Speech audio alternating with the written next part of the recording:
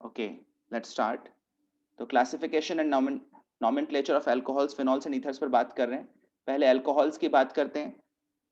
Alcohols का general representation है ROH, ethers का ROR या ROR डैश। ROR को अपन सिमेट्रिक ईथर्स बोलेंगे, सिमेट्रिक ईथर्स,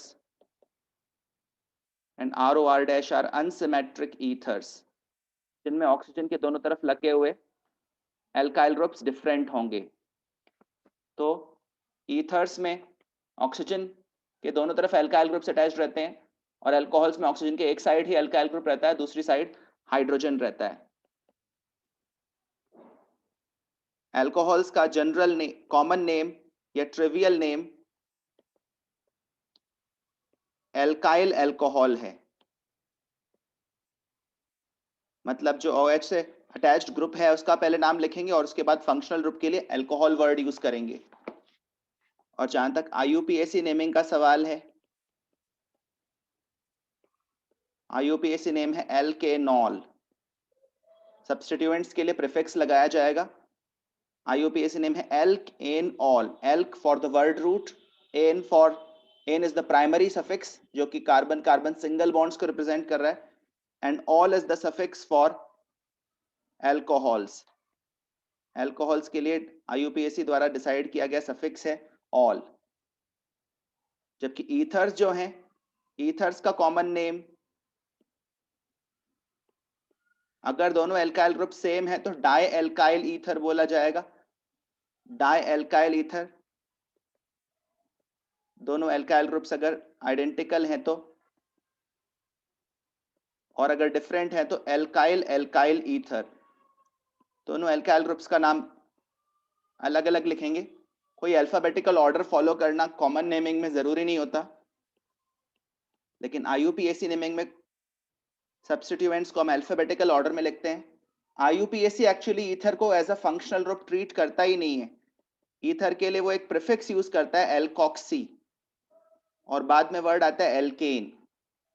मतलब IUPAC के पॉइंट ऑफ व्यू से ईथर्स कोई फंक्शनल ग्रुप है ही नहीं, क्योंकि जिनको फंक्शनल ग्रुप माना जाता है उनके लिए सफिक्स असाइन किया जाता है, जबकि यहाँ पर ईथर के लिए प्रीफिक्स असाइन किया गया है।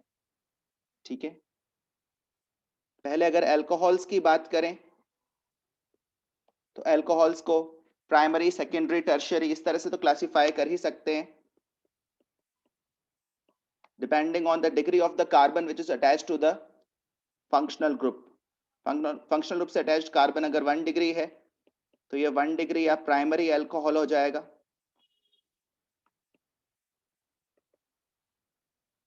Primary alcohol. अगर फंक्शनल ग्रुप से अटैच्ड कार्बन 2 डिग्री है, मतलब 2 और कार्बन से अटैच्ड है, तो ये 2 डिग्री या सेकेंडरी अल्कोहल हो जाएगा। और इनकी डिग्री के बेसिस पर इनकी रिएक्टिविटी में फर्क आता है। अगर OH से अटैच्ड कार्बन 3 डिग्री है, 3 और कार्बन से अटैच्ड है, तो ये 3 डिग्री या टर्शियरी अल्कोहल हो जाएगा। ठीक है, इसके अलावा अगर अल्फा कार्बन के पास वाले कार्बन, मतलब बीटा और गामा कार्बन के बीच में डबल बॉन्ड हो, तो फिर ये एलाइल अल्कोहल है। और अगर अल्फा बीटा कार्बन के बीच में ही डबल बॉन्ड हो तो फिर इसको विनाइल अल्कोहल कहेंगे। विनाइल अल्कोहल्स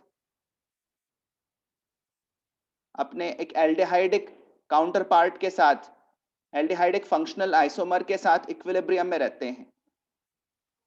अगर विनाइल अल्कोहल है मतलब डबल बॉन्ड और OH, डबल बॉन्ड और OH ग्रुप सेम ही कार्बन पर है, तो इसको अपन इनॉल कहते हैं।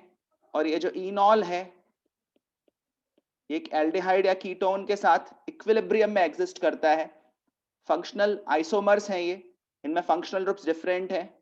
एक एल्डिहाइड है और एक अल्कोहल है। Aldehydes and alcohols, aldehydes and enols exist in equilibrium, dynamic equilibrium. मतलब विनाइल अल्कोहल भी है और एल्डिहाइड भी है, दोनों ही एग्जिस्ट कर रहे हैं एक साथ, और एल्डिहाइड को इक्विलिब्रियम ज्यादा फेवर कर रहा है। इस तरह के फंक्शनल आइसोमर्स जो इक्विलिब्रियम में एग्जिस्ट करें, को एग्जिस्ट करें, उनको अपन टॉटोमर्स कहते हैं। Functional isomers that exist in a dynamic equilibrium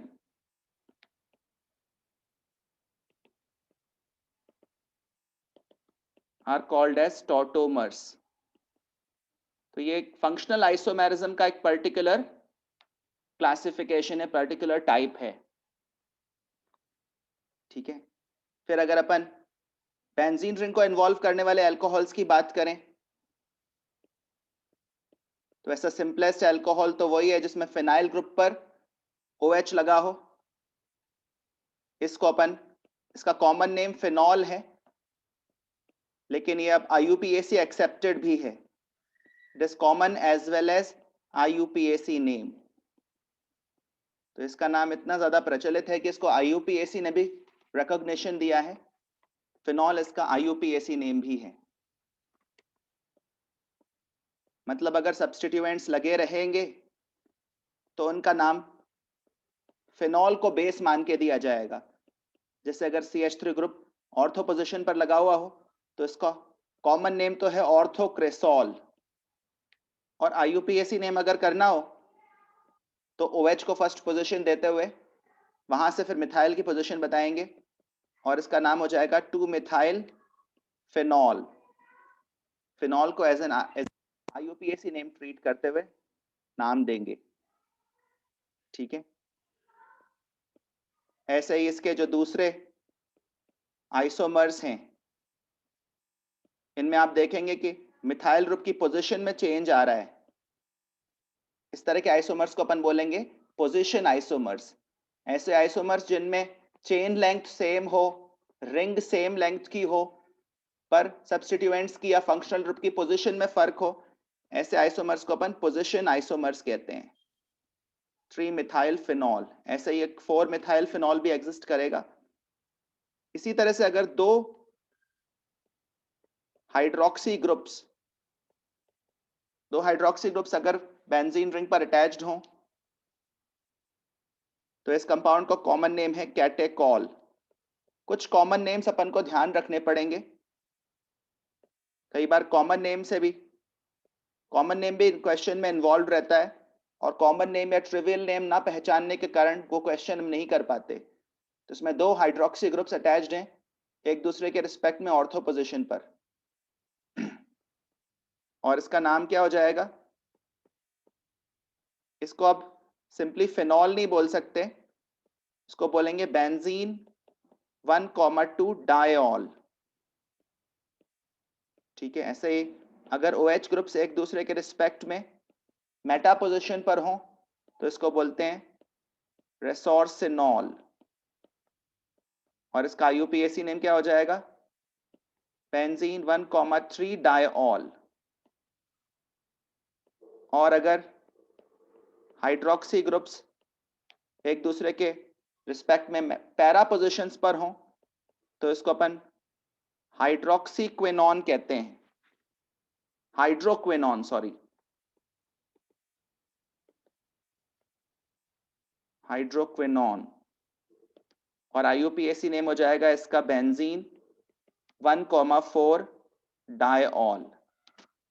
इस तरह के कुछ कंपाउंड्स का नाम लिखना और उनके कॉमन नेम्स ध्यान रखना ये जरूरी होगा। ठीक है, बात करें ईथर्स की। ईथर्स में सिमेट्रिक ईथर्स भी मिलते हैं और अनसिमेट्रिक ईथर्स भी मिलते हैं। जैसे ये सिंपलेस्ट ईथर है, स्मॉलेस्ट ईथर, इसका कॉमन नेम क्या हो जाएगा? Alkyl alkyl ether. और दोनों ग्रुप्स सेम ही है तो इसका नाम हो जाएगा डाइमिथाइल ईथर। ठीक है, ये तो इसका कॉमन नेम है। IUPAC नेम क्या हो जाएगा? IUPAC नेम देते हुए एक ग्रुप को, जो छोटा ग्रुप हो, उसको एज अ सब्स्टिट्यूएंट ट्रीट कर देते हैं और बाकी जो दूसरा ग्रुप बचता है उसको मेन चेन मान लेते हैं। तो इसमें आप देख रहे हैं ऑक्सीजन की दोनों तरफ कार्बन एटम्स बराबर नंबर में ही हैं, तो किसी को भी आप मेन चेन की तरह ट्रीट कर सकते हो और दूसरा जो है वो सब्स्टिट्यूएंट बन जाएगा, और सब्स्टिट्यूएंट का नाम एल्कोक्सी होता है, मिथॉक्सी। तो आईयूपीएसी नेम हो जाएगा methoxy methane. This is the IUPAC name. ठीक है,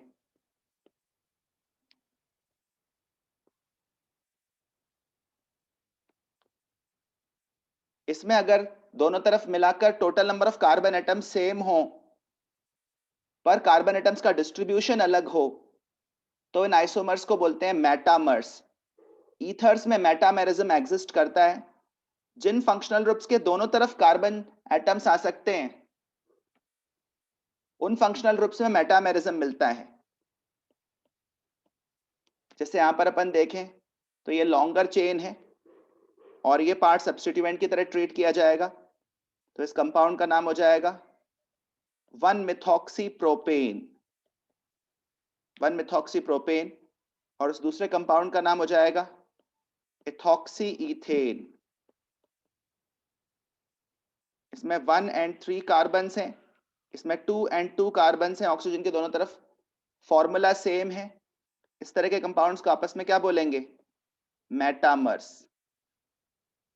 दूसरी तरफ अगर कार्बन काउंट सेम हो, कार्बन काउंट सेम हो तब तो या तो वो चेन आइसोमर्स होंगे या पोजीशन आइसोमर्स होंगे। जैसे ये एक कंपाउंड जो मैंने राइट में बनाया है, इसमें जो मेन चेन है वो 3 कार्बन एटम्स की है और सेकंड नंबर के कार्बन पर मिथॉक्सी ग्रुप लगा हुआ है, तो इस कंपाउंड का नाम क्या हो जाएगा? 2-मिथॉक्सी प्रोपेन, 2-मिथॉक्सी प्रोपेन। और ये 2-मिथॉक्सी प्रोपेन और 1-मिथॉक्सी प्रोपेन आपस में किस तरह के आइसोमर्स कहलाएंगे? चेन लेंथ सेम है, पोजीशन ऑफ सब्स्टिट्यूएंट अलग है, तो ये दोनों आपस में पोजीशन आइसोमर्स होंगे। इस तरह से टाइप ऑफ आइसोमेरिज्म आइडेंटिफाई करना भी आना चाहिए। चलिए कुछ कंपाउंड्स के आईयूपीएसी नेम लिखकर थोड़ी और प्रैक्टिस करते हैं।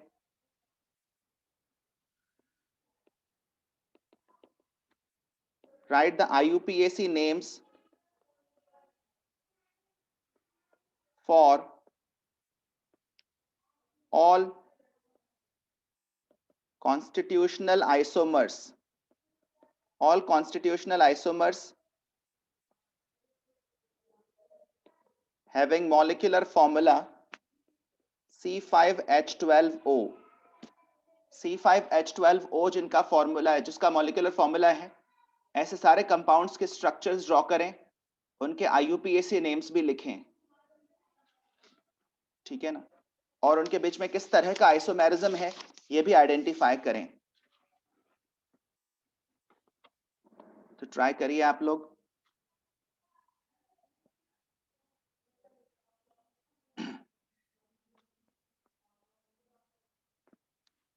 C5H12O, तो इसमें आप देख सकते हैं कोई भी अनसैचुरेशन नहीं है, डिग्री ऑफ अनसैचुरेशन या डबल बॉन्ड इक्विवेलेंस जिसको कहते हैं वो 0 है। ठीक है, पहले अल्कोहल्स बनाने के बारे में सोचें। अगर पहले अल्कोहल्स फॉर्म करने के बारे में सोचेंगे तो पहले हम लॉन्गेस्ट चेन सिलेक्ट करते हैं, 1 2 3 4 5 मेंबर चेन। इसमें OH कहाँ कहाँ लगा सकते हैं? सिर्फ स्ट्रक्चरल आइसोमर्स अभी बनाने के बारे में सोच रहे हैं, तो 5 की चेन में इस तरह से OH को ये 3 डिफरेंट पोजीशंस दी जा सकती हैं, इसके अलावा और कोई नहीं। उसके बाद अगर मैं 4 कार्बन की चेन के बारे में सोचूं तो मिथाइल ग्रुप मुझे यहां पर लगाना पड़ेगा। ठीक है ना, यहां लगाएं या फिर यहां लगाएं एक ही बात है। और फिर मुझे OH ग्रुप को प्लेस करना है। OH ग्रुप में कॉर्नर पर भी लगा सकता हूं और बीच वाली पोजीशंस पर भी लगा सकता हूं। ठीक है, इस तरह से 4 स्ट्रक्चरल आइसोमर्स अपन को 4 कार्बन की चेन में मिल रहे हैं। और फिर अगर इससे भी छोटी चेन 3 कार्बन की चेन सोचें तो फिर इसमें तो 2 मिथाइल ग्रुप्स इसी तरह से लगाने पड़ेंगे और कोई ऑप्शन नहीं है। और फिर आप देखिए ये जो 4 कॉर्नर वाली पोजीशंस हैं ये सबकी सब एक जैसी हैं। इनमें से आप OH ग्रुप किसी भी साइड लगा सकते हो। इसके अलावा और कोई स्ट्रक्चरल आइसोमर बनाने की अल्कोहल्स में यहाँ पर पॉसिबिलिटी नहीं है। इतने ही अल्कोहल्स यहाँ पर बनाना पॉसिबल है। अब अपन सोचते हैं ईथर्स के बारे में। ये तो बने अल्कोहल्स, टोटल 8 अल्कोहल्स बने। Now ethers. ईथर्स में अपन को सोचना पड़ेगा कि अपन कार्बन के दोनों तरफ कॉम्बिनेशन किस तरह से रखें। या तो एक कार्बन रखें और इधर 4 रखें, या फिर एक तरफ 2 और एक तरफ 3 रखें। ठीक है ना। इसके अलावा और कोई कॉम्बिनेशन यहाँ पर पॉसिबल नहीं हो पाएगा। 1 4 और 2 3, 2 3 बोलो या 3 2 बोलो, एक ही बात है। अब 1 4 का जो कॉम्बिनेशन है उसमें ये जो 4 कार्बन वाली चेन है ये एक्चुअली ब्यूटाइल ग्रुप होता है। और ब्यूटाइल ग्रुप एक्चुअली 4 बनते हैं। N butyl, isobutyl, sec butyl and tert butyl. तो ये 4 बनते हैं, इस वजह से यहां पर ये 4 ईथर्स बन जाएंगे 4 ब्यूटाइल ग्रुप्स के कारण। और जो ये 3 कार्बन वाले प्रोपाइल ग्रुप्स होते हैं ये 2 बनते हैं, एन प्रोपाइल या फिर आइसोप्रोपाइल। तो इस तरह से ये अल्कोहल्स एंड ईथर्स बन गए सारे कॉम्बिनेशंस सिस्टमैटिकली जज करते हुए। और उसके बाद आप इनके नाम लिख सकते हैं। इन सब के नाम लिखोगे तो नेमिंग की थोड़ी प्रैक्टिस भी हो जाएगी। फर्स्ट वाले कंपाउंड का नाम 1 पेंटेनॉल या पेंटेन 1 ऑल होगा। सेकेंड वाले का नाम 2 पेंटेनॉल, थर्ड वाले का नाम 3 पेंटेनॉल। सिस्टमैटिकली अगर लिखेंगे तो नाम लिखने में भी आसानी रहेगी। 1 पेंटेनॉल, 2 पेंटेनॉल और 3 पेंटेनॉल जो है वो आपस में पोजीशन आइसोमर्स हैं। चेन लेंथ तो सेम है लेकिन पोजीशन ऑफ फंक्शनल ग्रुप अलग है, इसलिए ये पोजीशन आइसोमर्स हैं। आगे चलें। 1 2 3 4 4 कार्बन की चेन, मिथाइल को थर्ड पोजीशन और फंक्शनल ग्रुप को प्रायोरिटी मिलेगी इसलिए first position. 3 methyl, butane 1 all. यहां पर देखेंगे तो 3 मिथाइल, ब्यूटेन 2 ऑल। थर्ड वाले का केस में अब लेफ्ट से नंबरिंग करूंगा ताकि हाइड्रोक्सी ग्रुप को लोएस्ट पोजीशन मिले। 2 methyl, butane 2 all, 2 methyl butane 2 all. और ये जो लास्ट वाला फोर्थ चेन का अल्कोहल है इसका नाम क्या हो जाएगा? 2 मिथाइल ब्यूटेन 1 ऑल। नाम अलग अलग आने से भी ये पक्का हो जाता है कि हमने कोई भी आइसोमर रिपीट नहीं किया है। अगर रिपीट किया होगा तो फिर नाम भी सेम आ जाएगा। और ये जो 3 कार्बन की चेन है इसमें 1 2 3, सेकेंड नंबर पर 2 मिथाइल ग्रुप्स हैं, 2 2 डाइमिथाइल प्रोपेनॉल या प्रोपेन 1 ऑल। तो ये 5 की चेन और ये 4 की चेन, इनमें से कोई एक कंपाउंड लें और इनमें से कोई एक कंपाउंड लें, इनमें चेन लेंथ का फर्क है इसलिए ये चेन आइसोमर्स कहलाएंगे। 3 पेंटेनॉल ले लें और इधर 4 की चेन में से कोई भी कंपाउंड ले लें तो वो आपस में चेन आइसोमर्स कहलाएंगे। चेन लेंथ डिफरेंट होने पर चेन आइसोमर्स कहा जाता है। ऐसे ही ये 3 कार्बन चेन वाला जो कंपाउंड है वो भी इनके साथ चेन आइसोमेरिज्म का रिलेशन रखता है। ये चेन आइसोमर्स हैं आपस में। और ये दो कंपाउंड्स अगर देखे जाएं तो इनमें कार्बन चेन तो सेम है, 4 कार्बन की ही है, लेकिन पोजीशन में फर्क है। इस वजह से ये पोजीशन आइसोमर्स कहे जाएंगे। तो इस तरह की चीजें आपको जज करनी पड़ेंगी। अब आते हैं ईथर्स की तरफ। ईथर्स में एल्कोक्सी एल्केन इस पैटर्न से नाम दिया जाता है। यहां पर ये मिथॉक्सी ग्रुप जो है वो फर्स्ट पोजीशन पर लगा हुआ है, इसका नाम हो जाएगा 1 मिथॉक्सी ब्यूटेन, ठीक है ना। और अगर कॉमन नेम लेना होता तो अपन लिखते n butyl methyl ether, n butyl methyl ether, ये इसका कॉमन नेम या ट्रिवियल नेम है। फिलहाल आईयूपीएसी नेमिंग पर ही फोकस करते हैं। ध्यान रहे एल्कोक्सी ग्रुप को अपन सिर्फ एक सब्स्टिट्यूएंट की तरह ट्रीट कर रहे हैं, ओनली एज अ सब्स्टिट्यूएंट। तो ये मिथॉक्सी है, ये मिथॉक्सी है और ये मिथाइल है। अल्फाबेटिकल ऑर्डर में देखा जाए तो मिथॉक्सी जीतेगा। मिथॉक्सी में जो ओ आ रहा है उसकी प्रायोरिटी मिथाइल में आने वाले वाई से ज्यादा है, इसलिए जो नंबरिंग है वो इधर से करेंगे 1 2 3, और इस वजह से नाम हो जाएगा 1 मिथॉक्सी 2 मिथाइल प्रोपेन। सर हम नंबरिंग ऐसे क्यों करेंगे? लोएस्ट लोकेंट देने के लिए, लोएस्ट लोकेंट देने के लिए नंबरिंग इस तरह से करेंगे। देखो फिर से समझ लो, ये कंपाउंड है, अगर इसमें अपन राइट से नंबरिंग करें तो 1 2 3 ये पोजीशन मिलेगी, ठीक है ना। 2 पोजीशन मिथाइल को मिलेगी और 3 पोजीशन मिथॉक्सी को मिलेगी। आईयूपीएसी नेमिंग में ईथर को simply as a substituent treat कर रहे हैं, as a functional group treat ही नहीं कर रहे, तो इसको नंबरिंग में कोई स्पेशल प्रायोरिटी नहीं मिलेगी। लेकिन राइट से नंबरिंग देने पर जो लोकेंट्स मिल रहे हैं वो 2 और 3 मिल रहे हैं। अगर लेफ्ट से नंबरिंग करें तो इनको लोकेंट्स मिल जाएंगे 1 2 3। मिथॉक्सी को 1 मिलेगा और मिथाइल को 2 मिलेगा, 1 2 मिलेंगे। तो लोएस्ट लोकेंट्स लेफ्ट से नंबरिंग देने पर मिल रहे हैं, इसलिए अपन नंबरिंग लेफ्ट से करेंगे। इसके अलावा नाम लिखते समय मिथॉक्सी को पहले लिखेंगे, क्योंकि मिथॉक्सी में जो ओ आ रहा है ना वो अल्फाबेटिकली आगे है मिथाइल के कंपैरिजन में। 1 मिथॉक्सी 2 मिथाइल प्रोपेन। आ रहा है समझ में? कृष्णा समझ में आ रहा है क्या? Yes sir. ऐसे ही थर्ड वाले कंपाउंड का नाम लिखें, तो ये फर्स्ट पोजीशन पर आएगा, ये सेकंड पर, ये थर्ड पर। फिर से 1 मिथॉक्सी 1 मिथाइल प्रोपेन, ये इसका आईयूपीएसी नेम हो जाएगा। और लास्ट वाला कंपाउंड देखें तो इसमें कार्बन की चेन सिर्फ 2 कार्बन की ही बन रही है। फर्स्ट नंबर के कार्बन पर मिथाइल भी लगा हुआ है और मिथॉक्सी भी लगा हुआ है, तो इसका नाम हो जाएगा 1 मिथॉक्सी 1,1 डाई मिथाइल इथेन, ये इसका आईयूपीएसी नेम हो जाएगा।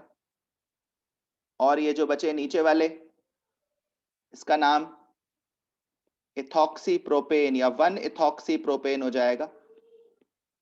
1 2 3 3 कार्बन की चेन है और उसमें ये इथॉक्सी ग्रुप लगा हुआ है फर्स्ट पोजीशन पर। और सेकंड वाले का नाम 1 2 3 3 कार्बन की चेन है और जिसमें सेकंड पोजीशन पर इथॉक्सी लगा हुआ है, तो इसका नाम हो जाएगा 2 इथॉक्सी प्रोपेन। ये दोनों आपस में पोजीशन आइसोमर्स हैं, इथॉक्सी ग्रुप की पोजीशन डिफरेंट है, ये पोजीशन आइसोमर्स हैं, ठीक है। ये जितने भी 1 और 4 वाले कॉम्बिनेशन के ईथर्स बने हैं और 2 और 3 कॉम्बिनेशन वाले ईथर्स बने हैं, 1 और 4 वाला कॉम्बिनेशन लिया जाए और 2 और 3 वाला कॉम्बिनेशन लिया जाए तो ये दोनों आपस में मेटामर्स कहलाएंगे। तो आपको किन्हीं भी 2 आइसोमर्स के बीच का रिलेशन आइडेंटिफाई करना आना चाहिए, ठीक है ना। चेन लेंथ अलग हो ऑक्सीजन के दोनों तरफ तो वो मेटामर्स हैं। अच्छा, कोई भी अल्कोहल लिया जाए और कोई भी ईथर लिया जाए, any alcohol and any ether, तो वो आपस में फंक्शनल आइसोमर्स कहलाएंगे, क्योंकि उनमें फंक्शनल ग्रुप ही डिफरेंट माना जाएगा। तो अल्कोहल और ईथर आपस में फंक्शनल आइसोमेरिज्म शो करेंगे। इस तरह से अपन को डिफरेंट आइसोमर्स के बीच का रिलेशन आइडेंटिफाई करना आना चाहिए। तो इस क्वेश्चन में हमने आइसोमेरिज्म, नेमिंग, ठीक है, और आइसोमर्स ड्रॉ करना, टाइप ऑफ आइसोमेरिज्म आइडेंटिफाई करना, ये सब सीखा। और भी कुछ कंपाउंड्स के नाम लिखने की कुछ प्रैक्टिस कर लेते हैं। सेकंड केस में आप इस कंपाउंड का नाम लिखिए।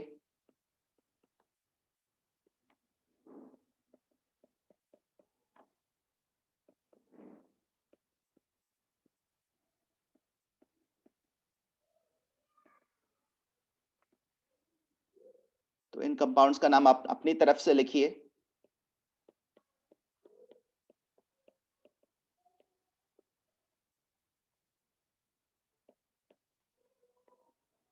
ताकि आपकी भी इंडिविजुअल कुछ वर्किंग हो जाए।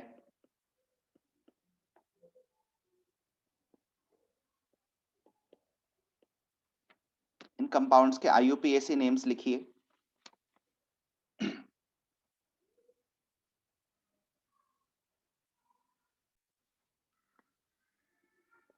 फर्स्ट वाले कंपाउंड का नाम, ये दो मिथाइल ग्रुप्स हैं, इनको ही फर्स्ट पोजीशन देना सही रहेगा क्योंकि ये दो सब्स्टिट्यूएंट्स हैं और ये इथॉक्सी है। पर नाम लिखते समय अल्फाबेटिकल ऑर्डर फॉलो करेंगे। तो इथॉक्सी पहले आएगा, फिर 1,1 डाइमिथाइल। ध्यान रहे जो प्रीफिक्स होता है, सॉरी जो नंबर डिनोटिंग प्रीफिक्स होता है वो अल्फाबेटिकल ऑर्डर में काउंट नहीं होता। मिथाइल का M और इथॉक्सी का E, ये देखकर अल्फाबेटिकल ऑर्डर डिसाइड हो रहा है। साइक्लोहेक्सेन, ठीक है ना, इस तरह से नाम दिया जाएगा। ईथर ग्रुप को हम as a functional group treat नहीं करते। ऐसे यहां पर देखें C6H5, ये तो फिनाइल ग्रुप है और फिनाइल ग्रुप में नंबर ऑफ कार्बन एटम्स ज्यादा हैं, इस वजह से जो नाम दिया जाएगा वो बेंजीन का नाम दिया जाएगा, बेंजीन, क्योंकि इसमें 6 कार्बन हैं और बाहर जो रिंग के बाहर है वो number of carbon atoms come है। ठीक है, और उसके बाद अगर अपन इसकी नंबरिंग करें 1 2 3 4, नंबरिंग में फर्स्ट पोजीशन इसी को दी जाएगी क्योंकि ये एज अ सब्स्टिट्यूएंट जब नंबरिंग करते हैं तो O से ही नंबरिंग स्टार्ट करते हैं। तो इसका नाम हो जाएगा 3 मिथाइल, थर्ड पोजीशन पर मिथाइल लगा हुआ है। फिर ये ब्यूटाइल ग्रुप है लेकिन ऑक्सी लगाने के कारण इसका नाम हो जाएगा ब्यूटॉक्सी, 3 मिथाइल ब्यूटॉक्सी बेंजीन। इस तरह से नाम दिया जाएगा इसका। होपफुली आप लोग भी लिख पाए थे, कोई प्रॉब्लम है तो बोलिएगा। फोर्थ वाले केस में ये फिनॉल है, बेसिकली फिनॉल वाले कार्बन को फर्स्ट पोजीशन मिलेगी जहां पर OH लगा हुआ है और मिथाइल ग्रुप्स को पोजीशन मिल रही है 2 और 6 डाइमिथाइल फिनॉल। फिफ्थ वाले केस में नाम लिखें। फिफ्थ वाले केस में फंक्शनल ग्रुप वाला OH जो है ना, उसको तो चेन में इंक्लूड करना जरूरी है, उसको चेन से बाहर नहीं रख सकते। फंक्शनल ग्रुप जब OH है तो उससे अटैच्ड कार्बन तो अपनी चेन का पार्ट होना ही पड़ेगा। और उसके बाद फिर हम लॉन्गेस्ट चेन सिलेक्ट करने जाएंगे, तो ये लॉन्गेस्ट चेन हमको मिल रही है। इस लॉन्गेस्ट चेन में ये आइसोप्रोपाइल ग्रुप है और इस ग्रुप को बोलेंगे क्लोरोमिथाइल, क्लोरोमिथाइल। इनकी पोजीशंस को देखते हुए नाम आ जाएगा 3 chloromethyl 2 isopropyl pentane 1 all. Alcohol की भी पोजीशन बताएंगे। तो ये सब्स्टिट्यूएंट्स का नाम, ये एल्क मतलब वर्ड रूट, एन, ऑल, इस तरह से नाम देते हैं। ठीक है, थोड़ा बहुत नेमिंग की प्रैक्टिस करना जरूरी है। एक और बेंजीन कंटेनिंग ईथर जो हमारे लिए इंपॉर्टेंट है वो ये है। वैसे इसका IUPAC नेम मिथॉक्सी बेंजीन हो सकता है, मिथॉक्सी बेंजीन, लेकिन इसका जो कॉमन नेम है एनिसोल, वो भी IUPAC एक्सेप्टेड है। ये कॉमन नेम भी है और IUPAC नेम भी है, ध्यान रखें। मिथॉक्सीबेंजीन भी एक्सेप्टेबल IUPAC नेम है और एनिसोल भी। तो ये तो बात हुई कुछ क्लासिफिकेशन और नॉमेनक्लेचर की। अब आगे बढ़ते हुए मेथड्स ऑफ प्रिपरेशन पर बात करते हैं।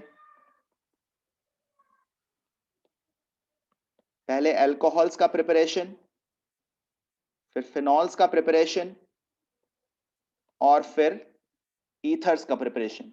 इस सीक्वेंस में बात करेंगे। अल्कोहल्स प्रिपेयर करने के एसेंशियली 3 मेन तरीके हैं। एक तो है ऑक्सीडेशन से, और दूसरा है रिडक्शन से, और तीसरा है ग्रिग्नार्ड रिएजेंट से। ऑक्सीडेशन में हम एसेंशियली एल्कीन्स में वाटर का एडिशन करवाते हैं। एल्कीन्स में वाटर के एडिशन से अल्कोहल्स प्रिपेयर होते हैं। और रिडक्शन अपन कार्बोनिल कंपाउंड्स का, एल्डिहाइड्स, कीटोन्स का, कार्बोक्सिलिक एसिड्स का करवाते हैं, एस्टर्स का करवाते हैं, तब अल्कोहल्स प्रिपेयर होते हैं। और ग्रिग्नार्ड रिएजेंट से भी प्रिपेयर होते हैं। चलिए उन मेथड्स की तरफ आते हैं। फर्स्ट है फ्रॉम एल्कीन्स। एल्कीन्स में लास्ट चैप्टर में हमने HBr, HCl इन सब का एडिशन देखा था। HBr या HCl का एल्कीन में एडिशन एक मार्कोनिकॉव एडिशन था। ऐसे ही एल्कीन्स का अगर हाइड्रेशन कर दिया जाए, hydration of alkenes acidic medium में,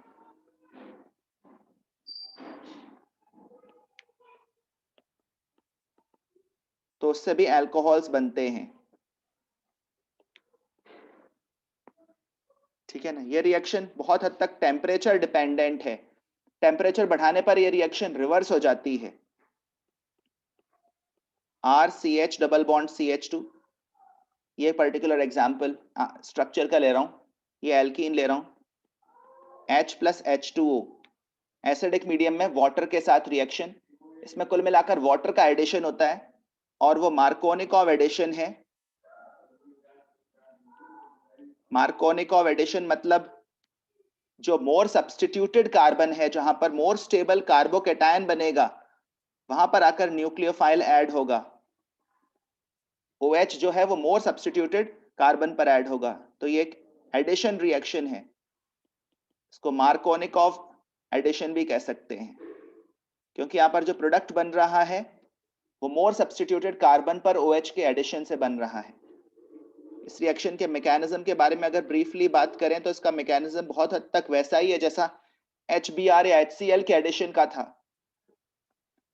ठीक है ना। वाटर में जाकर ये H प्लस आयन जो है ये इस तरह से हाइड्रोनियम आयन के फॉर्म में एग्जिस्ट करता है, हाइड्रोनियम आयन के फॉर्म में। चलिए इसका मैकेनिज्म ब्रीफली शो कर देते हैं। RCH double bond CH2। तो सबसे पहले ये जो डबल बॉन्ड है इसका इलेक्ट्रॉन H प्लस को एब्स्ट्रैक्ट करने जाएगा। अपन मान सकते हैं कि पहले ये वाला पाई इलेक्ट्रॉन क्लाउड कॉर्नर पर शिफ्ट हुआ और इस तरह से शिफ्ट होगा कि मोर स्टेबल कार्बोकेटायन बने। इसको अपन इस तरफ भी शिफ्ट करा सकते थे लेफ्ट में, लेकिन लेफ्ट में शिफ्ट कराते तो आप सोचो सेंटर वाले कार्बन पर नेगेटिव चार्ज आ जाता और सेंटर वाले कार्बन पर और कॉर्नर वाले कार्बन पर पॉजिटिव चार्ज आ जाता। लेकिन पॉजिटिव चार्ज या जो कार्बोकेटायन होता है वो मोर सब्स्टिट्यूटेड कार्बन पर, हायर डिग्री वाले कार्बन पर ज्यादा स्टेबल होता है। इसीलिए यहाँ पर जो shifting of pi electron cloud है वो इस तरह से होगा जिससे कि मोर स्टेबल कार्बोकेटायन बने। तो ये पाई बॉन्ड ब्रेक किया, इसका इलेक्ट्रॉन कॉर्नर पर शिफ्ट किया, फिर इस इलेक्ट्रॉन के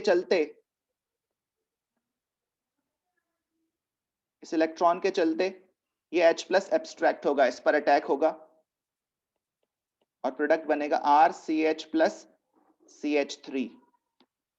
ये कार्बोकेटायन बनेगा। ध्यान रहे जिस भी रिएक्शन में कार्बोकेटायन बनता है वो पहली बात तो मैकेनिज्म के लिए रेट डिटर्मिनिंग स्टेप होगा, और दूसरी बात उस मैकेनिज्म में कार्बोकेटायन का रीअरेंजमेंट भी हो सकता है। जिस जिस रिएक्शन में कार्बोकेटायन इंटरमीडिएट के तौर पर इन्वॉल्व है वहां पर रीअरेंजमेंट हमेशा एक पॉसिबिलिटी है, चाहे वो एल्कीन्स में HBr का एडिशन हो, चाहे H3O प्लस का के साथ रिएक्शन हो, या फिर SN1 रिएक्शन हो, या E1 रिएक्शन हो, या फ्रीडल क्राफ्ट एल्काइलेशन हो। वो सारी रिएक्शंस जिनमें कार्बोकेटायन बन रहा है वहां पर अगर एक शिफ्टिंग के जरिए हाइड्राइड या मिथेनाइड शिफ्टिंग के जरिए मोर स्टेबल कार्बोकेटायन बनने की पॉसिबिलिटी है तो वो शिफ्टिंग जरूर होगी। फिर एक बार ये कार्बोकेटायन बन गया तो इसके ऊपर ये एक प्लेनर स्पीशीज है, इसके प्लेन के ऊपर या नीचे से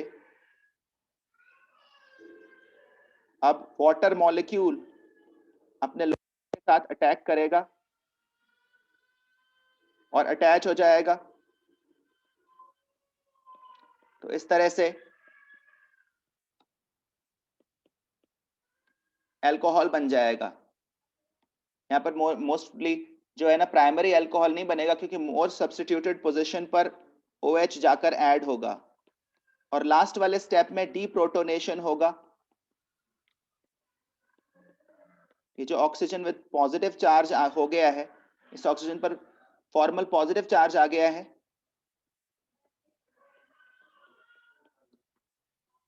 इसका H प्लस कोई वाटर मॉलिक्यूल एब्स्ट्रैक्ट कर लेगा जिससे कि वापस अल्कोहल बन जाएगा और H3O प्लस प्रोड्यूस हो जाएगा।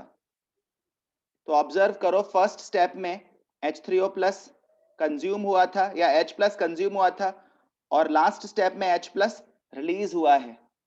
तो इस पूरे मैकेनिज्म में H3O प्लस या H प्लस जो है ना वो कंज्यूम नहीं हो रहा है, वो सिर्फ एक कैटलिस्ट है। तो ये रिएक्शन एसिड कैटेलाइज्ड रिएक्शन है, इसमें एसिड कंज्यूम नहीं होगा क्योंकि जितना एसिड फर्स्ट स्टेप में कंज्यूम हो रहा है उतना लास्ट स्टेप में जनरेट हो रहा है। तो ये एसिड कैटेलाइज्ड मैकेनिज्म है।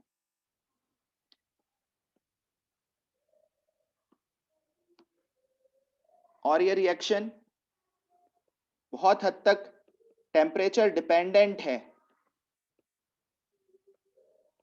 टेम्परेचर बढ़ाने से ये रिएक्शन रिवर्स डायरेक्शन में जाएगी। लोअर टेम्परेचर पर हाइड्रेशन फेवर्ड है, H प्लस H2O और अल्कोहल बन जाएगा। और हायर टेम्परेचर रहा तो यही रिएक्शन वाटर के लॉस के साथ एल्कीन बना देगी, तो उसको बोलेंगे डिहाइड्रेशन ऑफ अल्कोहल। तो हाई टेम्परेचर पर एसिडिक मीडियम में अल्कोहल्स का डिहाइड्रेशन हो जाता है और एल्कीन बन जाता है, और लो टेम्परेचर पर एसिडिक मीडियम में ही एल्कीन्स का हाइड्रेशन हो जाता है और अल्कोहल बन जाता है। तो ये रिएक्शन रिवर्सिबल है और टेम्परेचर सेंसिटिव है। हाई टेम्परेचर पर एल्कीन्स में कन्वर्जन होगा और लोअर टेम्परेचर्स पर अल्कोहल्स में। तो ये इस रिएक्शन का एक तरह से डिमेरिट है। टेम्परेचर बढ़ाते ही जो अल्कोहल है ना वो वापस सेम मीडियम में डिहाइड्रेट होकर एल्कीन बना देगा। इसीलिए हमें एक ऐसा रिएक्शन चाहिए जो ज्यादा रिलायबल हो, जिसमें रीअरेंजमेंट भी ना हो और वो टेम्परेचर सेंसिटिव भी इतना ज्यादा ना हो।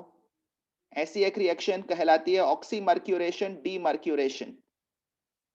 इसके मैकेनिज्म में अपन नहीं जाएंगे। ये दो स्टेप की मतलब दो पार्ट्स में होने वाली रिएक्शन है। पहले तो अपन मर्क्यूरिक एसिटेट से रिएक्शन कराते हैं, HgOAc होल ट्वाइस H2O, और सेकेंड स्टेप में NaBH4 से रिडक्शन होता है सोडियम बोरोहाइड्राइड इन बेसिक मीडियम। इसमें मार्कोनिकॉफ प्रोडक्ट बनता है। इस रिएक्शन का नाम है oxymercuration demercuration. First step oxymercuration कहलाता है, सेकेंड स्टेप डीमर्क्यूरेशन, और इसमें मार्कोनिकॉफ प्रोडक्ट बनता है। लेकिन इसके मैकेनिज्म में कार्बोकेटायन इन्वॉल्व नहीं है, इस वजह से इसमें कोई रीअरेंजमेंट की पॉसिबिलिटी नहीं है। और अगर एंटी मार्कोनिकॉफ प्रोडक्ट बनाना हो तो उसके लिए भी एक स्पेसिफिक रिएक्शन है, B2H6 diborane in ether as a medium, tetrahydrofuran as a medium first step में, और सेकेंड स्टेप में oxidation with the help of hydrogen peroxide. इसके भी मैकेनिज्म में अपन ज्यादा एंटर नहीं करेंगे, ये एंटी मार्कोनिकॉफ एडिशन है। तो इसमें H सेंटर पर ऐड होगा और OH कॉर्नर पर। 1 डिग्री अल्कोहल बनाने के लिए या लेस सब्स्टिट्यूटेड कार्बन पर OH ग्रुप लगाने के लिए ये मेथड अपन यूज कर सकते हैं। यहाँ पर एंटी मार्कोनिकॉफ प्रोडक्ट बनता है। Anti Markovnikov product less substituted carbon पर OH अटैच होता है। इस रिएक्शन का नाम है hydroboration. First step is called as hydroboration. Second step is oxidation. Hydroboration oxidation. ठीक है ना? एक सिंपल एग्जांपल अगर मैं लूं,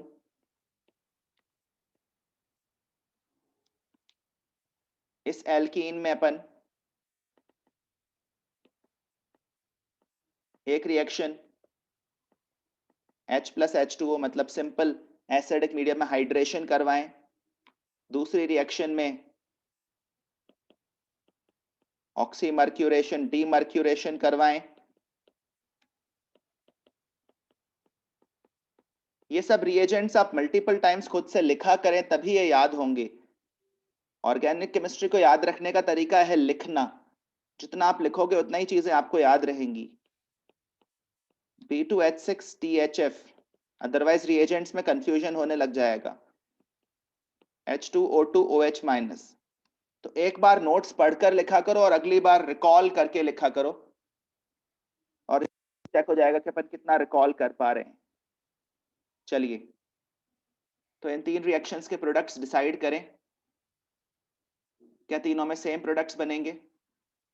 अनुराग, तो फर्स्ट वाला जो रिएक्शन है वो तो कार्बोकेटायन फॉर्मेशन इन्वॉल्व करता है।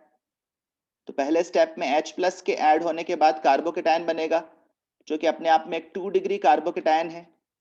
लेकिन नेबरिंग पोजीशन से अपन को दिख रहा है कि अगर हम एक H- शिफ्ट करा दें, H- मतलब हाइड्रोजन को अपने लोन पेयर के साथ बुला लें, इसको बोलते हैं 1,2 हाइड्राइड शिफ्ट।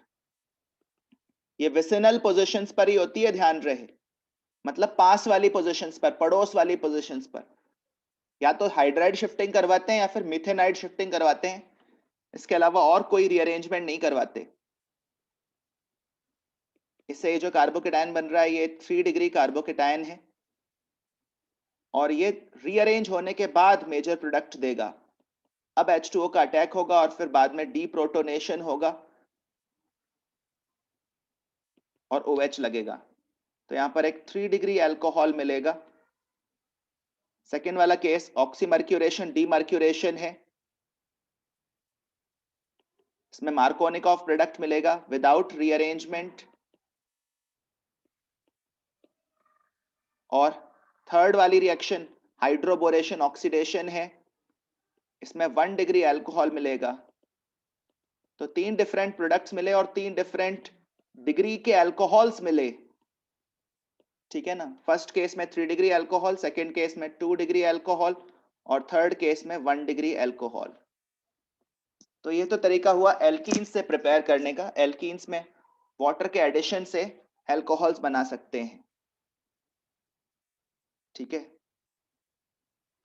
दूसरा तरीका है reduction. Reduction of carbonyl compounds. Reduction of carbonyl compounds और एसिड्स।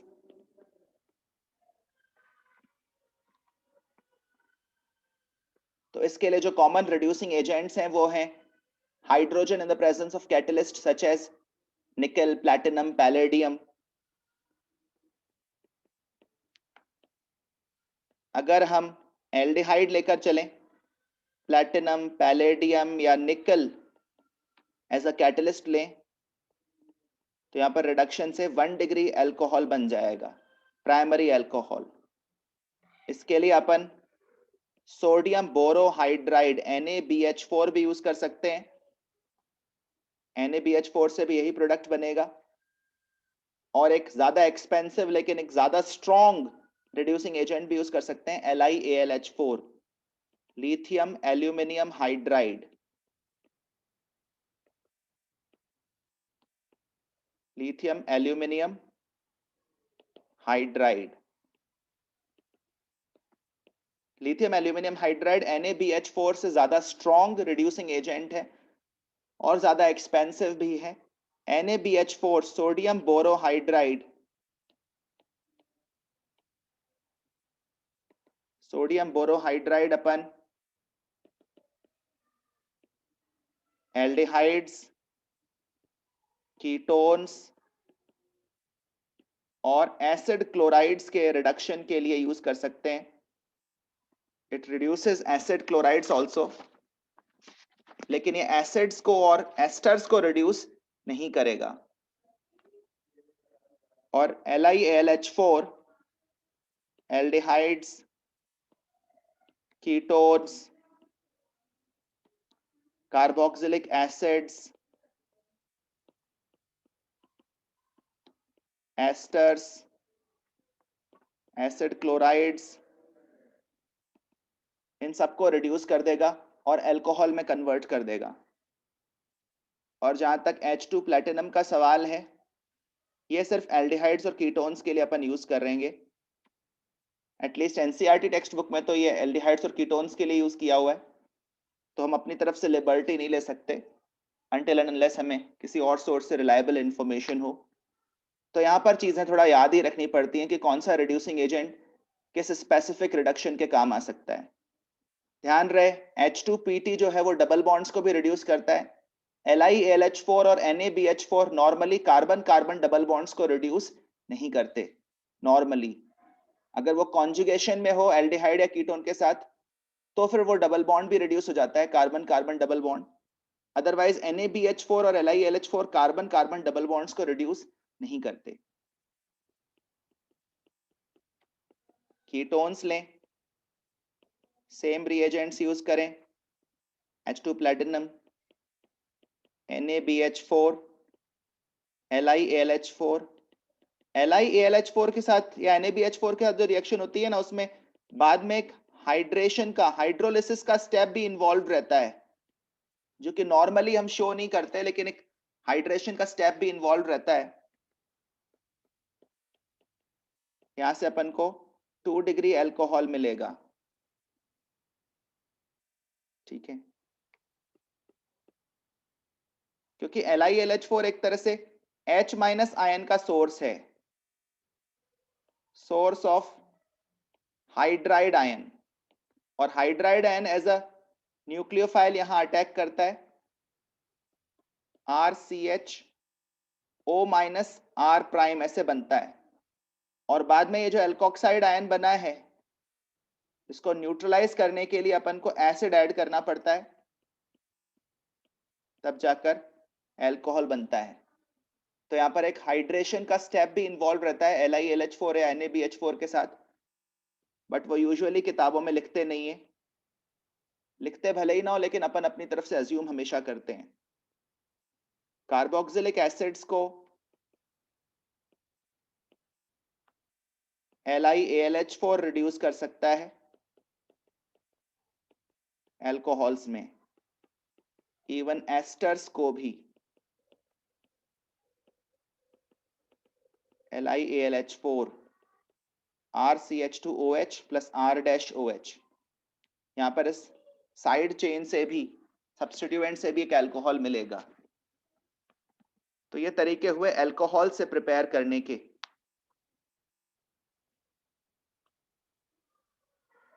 एसिड क्लोराइड से भी सिमिलरली प्रिपेयर कर सकते हैं। अब थर्ड मेथड की तरफ आते हैं, फ्रॉम ग्रिग्नार्ड रिएजेंट्स।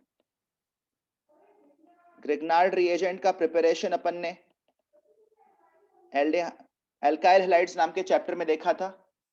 RX में मैग्नीशियम ऐड करने से ईथर एज अ मीडियम लेकर RMgX नाम का एक रिएजेंट बनता है, जिसमें R- आयन प्रेजेंट है। और R- आयन अपने आप में एक very very very strong base है। अगर सॉल्यूशन में थोड़ा सा भी एसिडिक हाइड्रोजन कहीं रहा तो R- उस H+ को एब्स्ट्रैक्ट कर लेगा और RH में कन्वर्ट हो जाएगा। तो ग्रिग्नार्ड रिएजेंट दो तरीके से एक्ट कर सकता है, as a nucleophile and as a base also. अगर हम सॉल्यूशन में कोई भी एसिडिक हाइड्रोजन ना रखें मीडियम में, तो फिर Grignard reagent as a nucleophile react करेगा। अदरवाइज ग्रिग्नार्ड रिएजेंट अपने आप में एक बहुत स्ट्रॉन्ग बेस है और उसकी प्रेफरेंस हमेशा H+ एब्स्ट्रैक्ट करने की रहती है। तो सॉल्यूशन में थोड़ा भी एसिडिक हाइड्रोजन अगर रहा तो ग्रिग्नार्ड रिएजेंट इसको एब्स्ट्रैक्ट कर लेगा। जैसे जो टर्मिनल एल्काइंस होते हैं, टर्मिनल एल्काइंस का हाइड्रोजन भी स्लाइटली एसिडिक होता है, शायद आपने ये बात पढ़ी हो। ट्रिपली बॉन्डेड कार्बन से अटैच्ड हाइड्रोजन भी एसिडिक होता है, और ग्रिग्नार्ड रिएजेंट उसको भी एब्स्ट्रैक्ट कर सकता है, Rc triple bond C minus Mgx plus. तो थोड़ा भी एसिडिक हाइड्रोजन सॉल्यूशन में नहीं रहेगा, तब जाकर Grignard reagent as a nucleophile attack करेगा, न्यूक्लियोफिलिक एडिशन करेगा, nucleophilic addition in aldehydes and ketones, और फिर अल्कोहल्स बनेंगे। एल्डिहाइड्स और कीटोन्स की जनरल रिएक्शन न्यूक्लियोफिलिक एडिशन होती है। अच्छा, अभी कुछ देर पहले मैंने जो ये वाटर के एडिशन की रिएक्शन कराई थी, इसको अपन इलेक्ट्रोफिलिक एडिशन बोलेंगे, इलेक्ट्रोफिलिक एडिशन। ये इलेक्ट्रोफिलिक एडिशन क्यों है? क्योंकि पहली बात तो इसमें वाटर ऐड हो रहा है, इसलिए ये एडिशन रिएक्शन है। दूसरी बात, इसमें पहले इलेक्ट्रोफाइल अटैच हो रहा है। इलेक्ट्रोफाइल मतलब electron loving species, electron deficient species H+ abstract हो रहा है ना, इस वजह से ये इलेक्ट्रोफिलिक एडिशन रिएक्शन है। H+ के एब्स्ट्रैक्शन से रिएक्शन शुरू हो रही है, जबकि एल्डिहाइड्स या कीटोन्स में पहले न्यूक्लियोफाइल अटैक करता है। अगर मैं एक सिंपलेस्ट एल्डिहाइड फॉर्मल्डिहाइड लूं, सिंपलेस्ट एल्डिहाइड फॉर्मल्डिहाइड, और उसकी रिएक्शन कराऊं ग्रिग्नार्ड रिएजेंट से RMgBr, मीडियम मुझे ईथर रखना पड़ेगा, वो भी ड्राई होना चाहिए, उसमें ट्रेस ऑफ वाटर भी प्रेजेंट नहीं होना चाहिए। जब तक मीडियम में ग्रिग्नार्ड रिएजेंट अवेलेबल है तब तक उस मीडियम में वाटर ऐड नहीं करते, अदरवाइज ग्रिग्नार्ड रिएजेंट वाटर से ही रिएक्ट कर जाएगा। ये बहुत स्ट्रॉन्ग बेस है, इसलिए सॉल्यूशन में अगर कोई भी एसिडिक हाइड्रोजन नहीं है, तब जाकर ये फॉर्मल्डिहाइड पर एज अ न्यूक्लियोफाइल अटैक करेगा, O minus Mgx plus. R इधर एज अ न्यूक्लियोफाइल अटैच कर गया। फिर ग्रिग्नार्ड रिएजेंट जब इसके साथ कंबाइन हो चुका हो, उसके बाद सॉल्यूशन में अपन एक्वस वर्कअप करेंगे, मतलब वाटर डालेंगे, एसिडिफाई करेंगे सॉल्यूशन को, और फिर बन जाएगा RCH2OH। ये जो H+ है ये OH माइनस O माइनस के साथ अटैच हो जाएगा, ठीक है ना। तो इस तरह की रिएक्शन होगी। अगर हम फॉर्मल्डिहाइड लेकर चलते हैं तो हम प्राइमरी अल्कोहल्स बना पाएंगे। प्राइमरी अल्कोहल्स अगर बनाने हैं ग्रिग्नार्ड रिएजेंट यूज करके, तो फॉर्मल्डिहाइड के साथ रिएक्शन कराएं, ठीक है। और अगर सेकेंडरी अल्कोहल्स बनाने हैं तो फिर फॉर्मल्डिहाइड के अलावा कोई दूसरा एल्डिहाइड लें, RCHO, RMgBr, dry ether. R minus फिर अटैक करेगा, इसमें न्यूक्लियोफाइल पहले अटैक कर रहा है, रिएक्शन की शुरुआत न्यूक्लियोफाइल के अटैक से हो रही है, इसको इसीलिए अपन इसको न्यूक्लियोफिलिक एडिशन कहेंगे। एल्डिहाइड्स एंड कीटोन्स चैप्टर में अपन कई सारे न्यूक्लियोफिलिक एडिशन रिएक्शंस के बारे में पढ़ेंगे। जब ग्रिग्नार्ड रिएजेंट खत्म हो गया तो अपन H3O+ ऐड करेंगे, और इस बार उससे आप देखेंगे 2 डिग्री सेकेंडरी अल्कोहल बनेगा। तो ग्रिग्नार्ड रिएजेंट को यूज करके अल्कोहल्स की प्रिपरेशन एक अच्छा मेथड है, और इससे हम सभी तरह के अल्कोहल्स प्रिपेयर कर सकते हैं, फॉर्मल्डिहाइड, दूसरे एल्डिहाइड्स, और अगर टर्शियरी अल्कोहल्स बनाने हो तो कीटोन से रिएक्शन करवाएं, R double prime Mgx। First step में RCO minus Mgx plus R prime R double prime, और फिर वाटर का एडिशन, ये एल्कोक्साइड आयन वाटर से H+ एब्स्ट्रैक्ट कर लेगा और एक टर्शियरी अल्कोहल बनेगा। ग्रिग्नार्ड रिएजेंट की और भी रिएक्शंस हैं, चलिए उनके बारे में भी मैं यहीं पर मेंशन कर देता हूं। ग्रिग्नार्ड रिएजेंट की बात चली है तो ग्रिग्नार्ड रिएजेंट के दूसरे रिएक्शंस भी मेंशन कर ही लेते हैं। Grignard reagent with esters, ester के साथ रिएक्ट करके भी ग्रिग्नार्ड रिएजेंट अल्कोहल्स बना सकता है। ठीक है, RC double bond O, OR dash plus RMgBr। RMgBr अगर अपन 1 मोल या 1 इक्विवेलेंट लें तो फिर कीटोन बन जाएगा, और अगर 2 इक्विवेलेंट लें तो फिर अल्कोहल बन जाएगा। मान लो मैंने अभी 2 मोल लिया है, तो पहले तो ये न्यूक्लियोफिलिक सब्स्टिट्यूशन करेगा, ये R माइनस यहां पर अटैक करेगा, पहले ये ऑक्सीजन पर इलेक्ट्रॉन शिफ्ट होगा, RCO minus MgBr plus OR prime R, और फिर ऑक्सीजन का लोन पेयर वापस उधर ओवरलैप करेगा और इस एल्कोक्साइड ग्रुप को डिपार्ट कराएगा। इस तरह से यहां पर कीटोन बन जाएगा और R-O माइनस बनेगा। लेकिन अभी आप वाटर मत डालिएगा, वाटर डाल देंगे तो फिर ये ग्रिग्नार्ड रिएजेंट फर्दर रिएक्शन नहीं कर पाएगा। अभी ग्रिग्नार्ड रिएजेंट और बचा हुआ है क्योंकि अभी वो 1 मोल ही कंज्यूम हुआ है। अब उसका एक और मोल कीटोन के साथ रिएक्ट करेगा, O minus MgX plus R prime. इस तरह से ये 3 डिग्री, सॉरी ये भी R ही है, दो सेम टाइप के ग्रुप लग जाएंगे। ये RO माइनस बना है, ये एक 3 डिग्री अल्कोहल बना है। अब ग्रिग्नार्ड रिएजेंट कंज्यूम हो चुका है, अब अपन वाटर डाल देंगे, तो इस तरह से अपन को एक 3 डिग्री अल्कोहल मिल जाएगा और एक alcohol as a side product भी मिलेगा इस वाले पार्ट से। ठीक है, और अगर अपन 1 मोल ही लेते तो फिर ये रिएक्शन यहां पर कीटोन पर स्टॉप हो जाती। ऐसे अगर मैं एक साइक्लिक एस्टर लूं, साइक्लिक एस्टर्स को लैक्टोन्स कहते हैं, ये कार्बन अल्फा, ये बीटा, ये गामा, इस तरह के लैक्टोन को हम गामा लैक्टोन भी कहते हैं। गामा लैक्टोन की रिएक्शन अगर मैं CH3MgBr से कराऊं 2 मोल लेकर फर्स्ट स्टेप में, और सेकंड स्टेप में फिर H+H2O डालूं, तो क्या प्रोडक्ट बनेगा, एक बार बना के बताएं। तो सबसे पहले ग्रिग्नार्ड रिएजेंट इस कीटोन वाले ग्रुप पर अटैक, सॉरी फंक्शनल कार्बन पर अटैक करेगा, यहां से ये डिपार्ट करेगा, यहां पर CH3, यहां पर O माइनस, क्योंकि अपन ने ये 2 मोल लिया है इसलिए ये CH3MgBr एक बार फिर ऐड होगा O माइनस, यहाँ भी O माइनस आ जाएगा और यहाँ पर 2 CH3 लग जाएंगे। एक्चुअली यहाँ पर OMgBr लिखना चाहिए, यहाँ पर भी OMgBr लिखना चाहिए।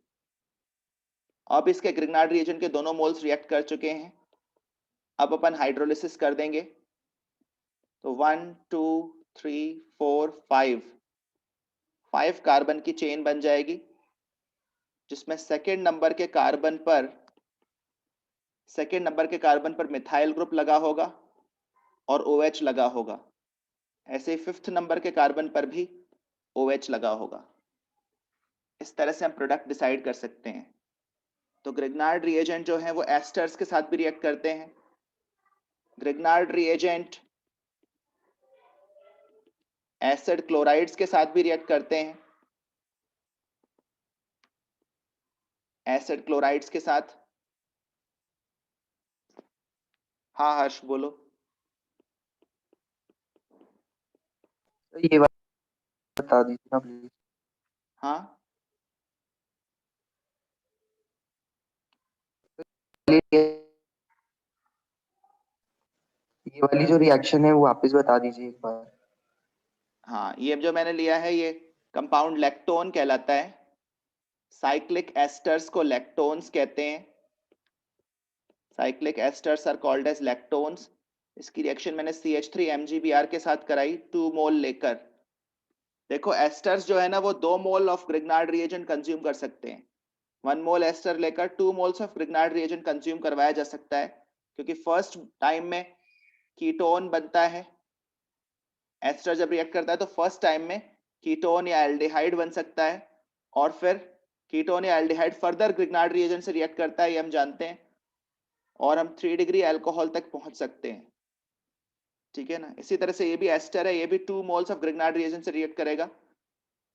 पहली बार जब रिएक्शन होती है तो ये जो CH3 माइनस है ये एज अ न्यूक्लियोफाइल अटैक करता है, और यहाँ से बॉन्ड ब्रेक हो जाता है, O माइनस बन जाता है, इधर ऑक्सीजन पर नेगेटिव चार्ज आ जाएगा। इसके साथ अपन MgBr प्लस लगा सकते हैं चार्ज बैलेंसिंग के लिए। फिर ये जो कीटोन ग्रुप बना है, कीटो ग्रुप क्रिएट हुआ है, ये फर्दर ग्रिग्नार्ड रिएजेंट से रिएक्ट करेगा, और ग्रिग्नार्ड रिएजेंट से रिएक्ट करने के बाद यहाँ पर भी O माइनस आएगा, यहाँ पर भी O माइनस आएगा, और फिर उसका अपन हाइड्रोलिसिस करेंगे, मतलब हाइड्रेशन करेंगे, एक तरह से H प्लस ऐड कराएंगे। और कुछ ऐसी ही रिएक्शन एसिड क्लोराइड के साथ होती है, R-MgBr। इसमें भी न्यूक्लियोफिलिक सब्स्टिट्यूशन होता है, एसिड क्लोराइड्स में भी न्यूक्लियोफिलिक सब्स्टिट्यूशन होता है। RC double bond O R- बनता है, ClMgBr। और अगर RMgX के 2 मोल्स लिए जाएं तो यहां भी फर्दर रिएक्शन हो सकती है, R', 2 मोल्स लेने पर। तो एसिड क्लोराइड्स भी 2 moles of Grignard reagent consume कर सकता है।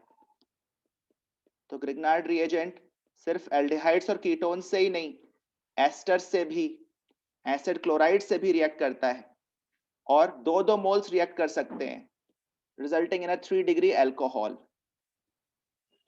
इसके अलावा ग्रिग्नार्ड रिएजेंट कार्बन डाइऑक्साइड से भी रिएक्ट करता है, कार्बन डाइऑक्साइड से रिएक्ट करके कार्बोक्सिलिक एसिड बनाता है। तो ग्रिग्नार्ड रिएजेंट एक वास्टली एप्लीकेबल रिएजेंट है, कई सारे सब्सटेंसेस के साथ रिएक्ट कर पाता है। ये सारी रिएक्शंस में ये एज अ न्यूक्लियोफाइल अटैक कर रहा है, क्योंकि हम इसको कोई एसिडिक हाइड्रोजन नहीं दे रहे हैं। अगर इसको एसिडिक हाइड्रोजन मिल जाए तो इसकी फर्स्ट प्रायोरिटी एसिडिक हाइड्रोजन ही रहेगी। अब ये देखो, ये कार्बन डाइऑक्साइड का carbon significant partial positive charge रखता है, और इसी पर ये अटैक करेगा। ये पाई बॉन्ड इधर शिफ्ट होगा ब्रेक होके, और उसके बाद ये जो R ग्रुप है ये इस कार्बन से अटैच हो गया है। एक ऑक्सीजन पर नेगेटिव चार्ज आ गया है, इस वाले ऑक्सीजन पर नेगेटिव चार्ज आ गया है।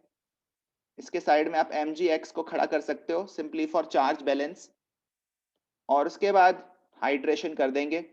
ग्रिग्नार्ड रिएजेंट खत्म हो चुका है, अब पानी डाल सकते हैं। जब तक ग्रिग्नार्ड रिएजेंट हो तब तक वाटर ऐड नहीं करते, ग्रिग्नार्ड रिएजेंट के खत्म होने के बाद वाटर डालते हैं, और इससे हमें मिल रहा है कार्बोक्सिलिक एसिड। ठीक है ना। तो ग्रिग्नार्ड रिएजेंट अल्कोहल्स प्रिपरेशन में भी काम आता है, कार्बोक्सिलिक एसिड प्रिपरेशन में भी काम आता है। इसमें कार्बन में एक कार्बन चेन में एक कार्बन बढ़ भी गया है, आप देखो R के मुकाबले इस वाले कार्बन चेन में एक कार्बन ज्यादा है।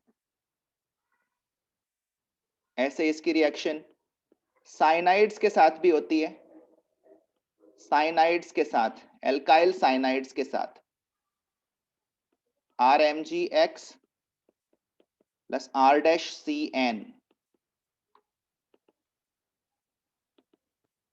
इस R पर नेगेटिव चार्ज है, और ये इस वाले इलेक्ट्रोपॉजिटिव कार्बन पर अटैक करेगा, पाई बॉन्ड ब्रेक होगा, RCR double bond N minus MgX plus. बस इसके बाद ग्रिग्नार्ड रिएजेंट यहाँ पर अटैक नहीं कर सकता, मतलब 2 मोल लेकर रिएक्शन नहीं कराई जा सकती, बस 1 मोल के साथ ही रिएक्शन होगी। इक्वल अमाउंट्स में ही इनको रिएक्ट करा सकते हैं। उसके बाद जब हम इसका हाइड्रेशन करते हैं तो ये वाला बॉन्ड ब्रेक हो जाता है, और फाइनली यहां से हमें कीटोन ऑब्टेन होता है। तो साइनाइड्स के साथ रिएक्शन से कीटोन ऑब्टेन होता है, पर ये मत सोचना कीटोन देखकर कि यहाँ पर कीटोन से ग्रिग्नार्ड रिएजेंट फिर रिएक्ट कर लेगा। ध्यान रहे कीटोन हाइड्रेशन के बाद मिला है, और हाइड्रेशन तभी करते हैं जब ग्रिग्नार्ड रिएजेंट खत्म हो चुका हो। तो साइनाइड्स के साथ जब भी रिएक्शन होगी तो कीटोन ही मिलेगा, अल्कोहल नहीं मिलेगा, क्योंकि एक्वस वर्कअप तो बाद में करेंगे ग्रिग्नार्ड रिएजेंट के खत्म होने के बाद, तब कीटोन मिलेगा। ठीक है ना। ऑन द अदर हैंड अगर यहां पर हाइड्रोजन साइनाइड लेते तो हाइड्रोजन साइनाइड का तो जो हाइड्रोजन होता है ना वो एसिडिक होता है, और थोड़ा सा भी एसिडिक हाइड्रोजन मिलते ही ग्रिग्नार्ड रिएजेंट उसी को एब्स्ट्रैक्ट कर लेगा और एल्केन बना लेगा। ठीक है ना, ये ध्यान रखना, ग्रिग्नार्ड रिएजेंट के सामने थोड़ा सा भी एसिडिक हाइड्रोजन नहीं आना चाहिए। तो ये ग्रिग्नार्ड रिएजेंट की वेरियस टाइप्स ऑफ रिएक्शंस थी। अभी अपन ने अल्कोहल्स के प्रिपरेशन पर बात करी, preparation of alcohols using Grignard reagents, using reduction of reducing agents for carbonyl compounds and acids, and firstly from alkenes. Sir हाँ बोलिए। सर आपने जो ये साइनाइड का करा है उसमें कुछ पूछना है, ग्रिग्नार्ड विद साइनाइड। क्या नहीं दिख रहा? सर आपने जो लास्ट रिएक्शन कराई है उसमें पूछना है। हाँ एक सेकेंड।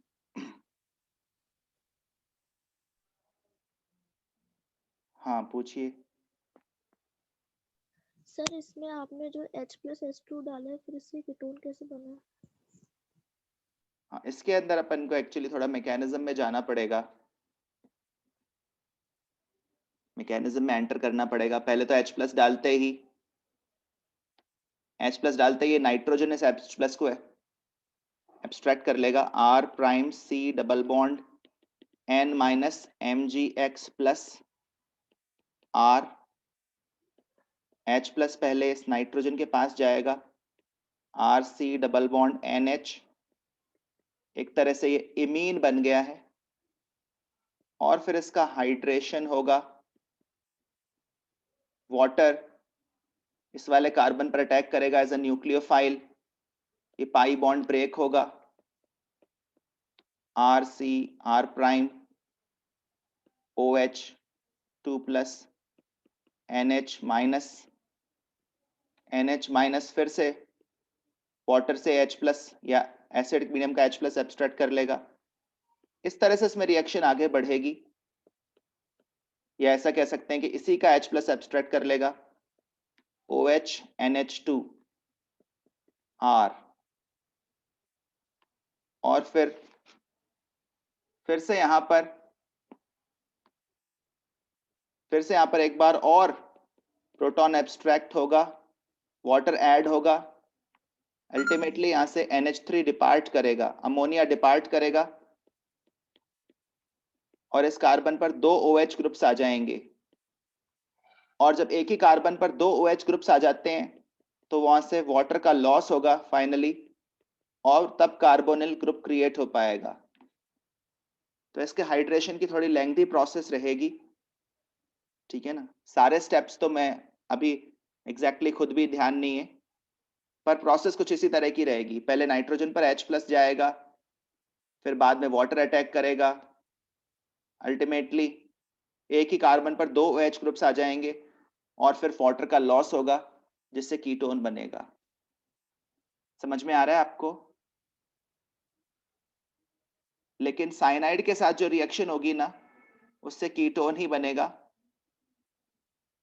अल्कोहल नहीं बनेगा, क्योंकि ये हाइड्रेशन के बाद बन रहा है।